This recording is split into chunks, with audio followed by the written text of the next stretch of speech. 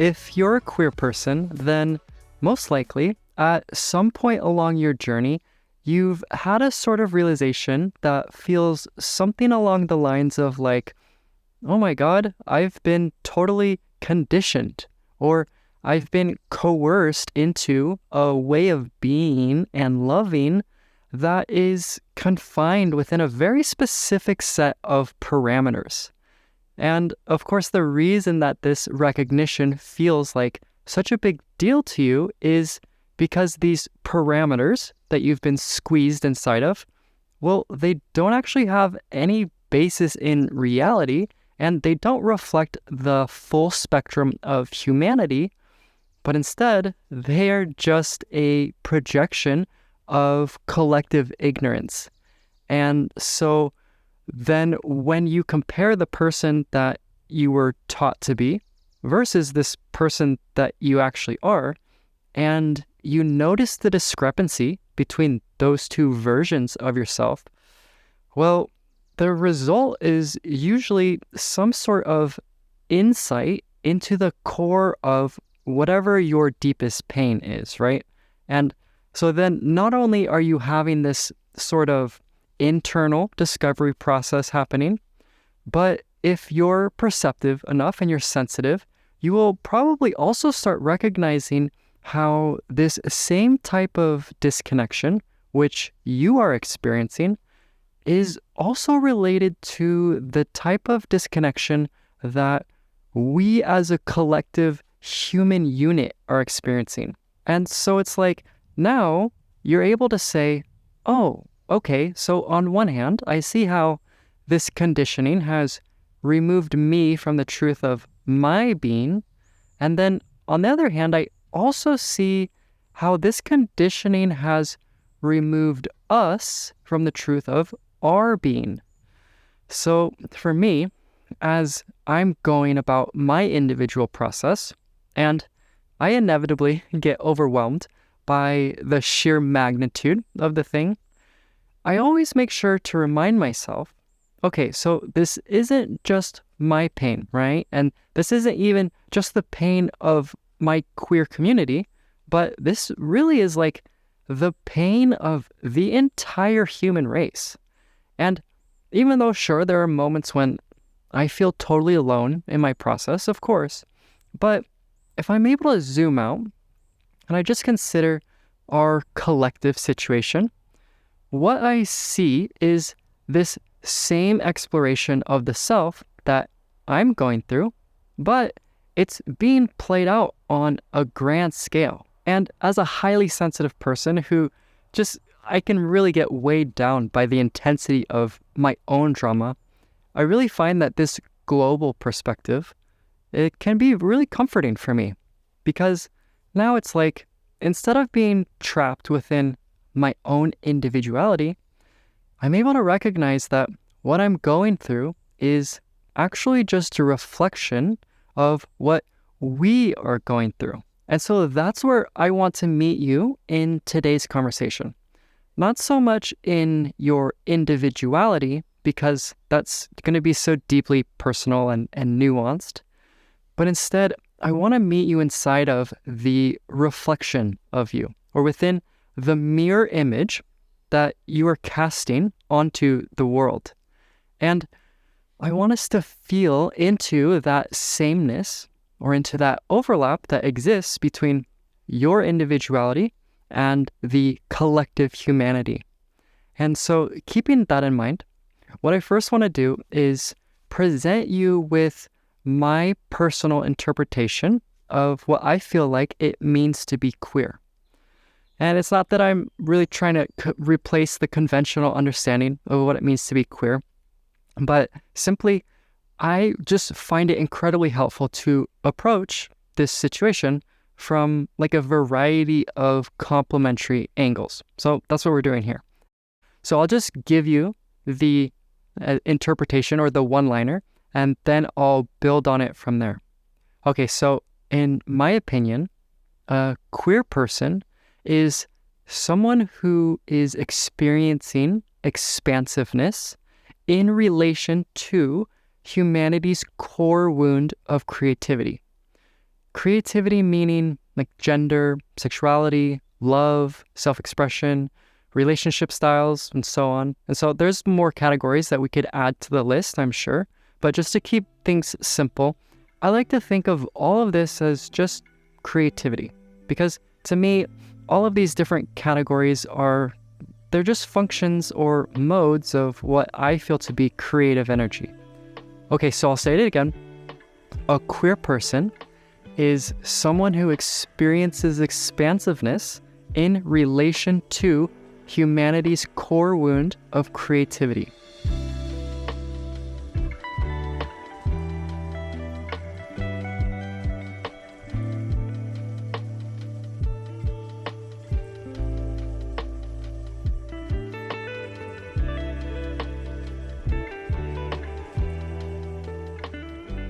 I think that at some point, we as a society and as a community are gonna have to admit or just come to terms with the fact that being queer is more than just an association with a letter of the alphabet, right? And so for me, if I'm being honest, this is actually one of my main concerns with the queer movement, because I can't help but get the feeling that we're getting like overly concerned about labels and definitions, and in turn, we are creating our own conditioning based on what we think being queer is or isn't. And then as a result of that, we are straying away from the central or unifying force that is actually tying this movement together. And so that's why over the past few months, I've been really pondering this topic. Like, what does it actually truly mean to be queer? Like, what is happening underneath all of these superficial surface level movements? And so the perspective that has just been really deeply resonating with me is this idea of growth and expansion. And so that's why for myself, I've started reframing my own queer experience within a recognition of my own innate movements towards growth. And I really like this approach because in those moments when I'm quiet and I'm calm and I'm reflecting on my experience, what I'm faced with again and again is this realization that my desire for growth is not actually mine. Like, I'm not the possessor of this desire, if that makes sense. But it's more like this desire is a force of nature which is flowing through me and into this world. And so when I say like, oh, I want to explore gender, I want to explore sexuality, what I'm really saying is that life is wanting to explore through me. And all I am is the recipient of that feeling. And that might be why this process feels like so freaking intense, right? Because when we try to deny or suppress that force, it's kind of like we're denying life of itself. But then on the other hand, when we honor that desire for expansion and when we say yes to life, well, what ends up happening is that we turn into a vessel or a caretaker of this global unified exploration, which is just happening through the individual experience. And then when I look out at other queer people and I tune into their energy, I get the sense that they're also experiencing a similar kind of innate primal expansion, which is in direct relation to this collective wound of creativity. And so when I see that process happening and I have this global perspective in mind, I'm like, oh, okay, well, it seems like that's what it means to be queer. We are a collective movement which is headed in a unified healing direction that is associated with this universal wound of creativity. And we are life waking up to itself. We are transformation on a grand scale that is being manifested on an individual one. Or another way that we could look at all of this is just, hey, this is the evolution of humanity. This isn't just the letters of the alphabet. This isn't just pronouns. This isn't just politics and culture. Like, okay, yeah, of course, that stuff is a part of the conversation. But underneath all of that, at the heart of the situation, this is, like I said, the evolution of humanity. And we, as queer people, are the initiates of that movement. And if I had to guess, I would say that probably each one of you are, in your own way, feeling somewhere deep within your soul like something powerful is happening to you. Possibly like there's this primal force which is acting upon you and moving your life in a certain direction. And I can only assume that there's a part of you which recognizes that there is a deeper meaning behind your queer identity, which is way more substantial than whatever your letter of the alphabet happens to be. And so regardless of whatever your so-called labels are, regardless of where you are along the journey, regardless of if you've come out yet or if you feel worthy, that feeling of expansion, that desire for growth, and how it relates to this collective wound of creativity, well, that's the heart of your journey, right? That is what this is all about. That's just you feeling a sense of internal expansiveness arising out of the depths of your being. And it's pushing up against those walls of conditioning. And that's the waves of evolution crashing down onto your limiting beliefs. That's the feeling of breaking through the shell of thousands of years of shame, judgment, control. And that's what it means to have a queer life experience. And of course, when we look at the queer movement through this lens, and we recognize the reciprocal imprint that our way of being is having in relation to the collective human race, we also need to recognize that queer people, in the traditional, conventional sense, aren't the only ones a part of this movement, right? Because I don't know about you, but everywhere that I look, I see so-called cis people and so-called hetero people who are also being initiated into this expansive healing process, which is in direct relation to those same core wounds that I am dealing with.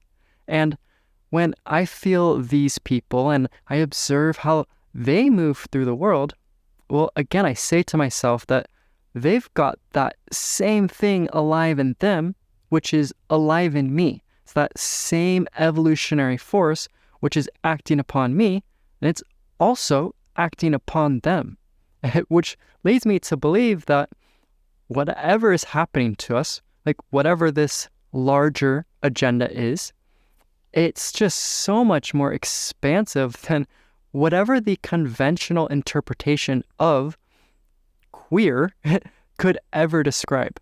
And so, yeah, long story short, for me personally, I've found great value in approaching the queer path from within this global perspective that I've been describing. And I love it because this perspective is expansive enough to include all of these magical, beautiful people who are living outside of the energetic confines of our collective creative conditioning. And it's also helping me to feel more connected to these people who don't necessarily fit inside of the conventional, traditional queer box that we've got going on.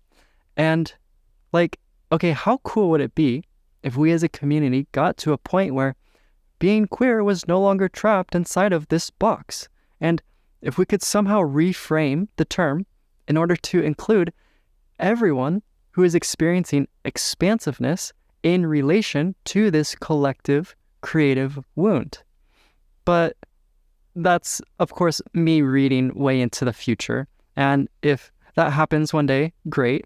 That's not necessarily the point of this post, but more realistically, I really just wanted to offer you this interpretation of the queer experience, which places you within the context of a global healing movement. And I also wanted to give you a certain amount of context so that you can see how your individual healing process is being reflected onto the collective human family. And then, of course, as we continue going about our healing process as a queer community, I think that over time, my hope is just that we can continue breaking down those perceived barriers between cis and trans and gay and straight, us versus them. And I hope that we can just start consciously deconstructing the box that we've placed around the conventional queer experience in order to make room for what I consider to be the truth of the queer movement, which, like I said, is experiencing a sense of individual expansion in relation to the collective creative wound. And if there's one thing that has really helped me along my own journey of creative expansion, it has been aligning my experience within the naturally occurring way of things. And so this process has been so helpful, in fact, that I consider this perspective to be one of the most important and central components of what this project is all about. So if you want to deepen your understanding of that path and feel supported in that way of being, then I made a workshop just for you. It's called the ReMapping Gender Workshop, and there's a link in the description. Or if you would prefer staying here in YouTube, and that's just better for you, then I recommend watching this video, and I'll tell you about how to cultivate true self-confidence as a queer person. All right, my friends, that's all I've got. I'll see you in the next one.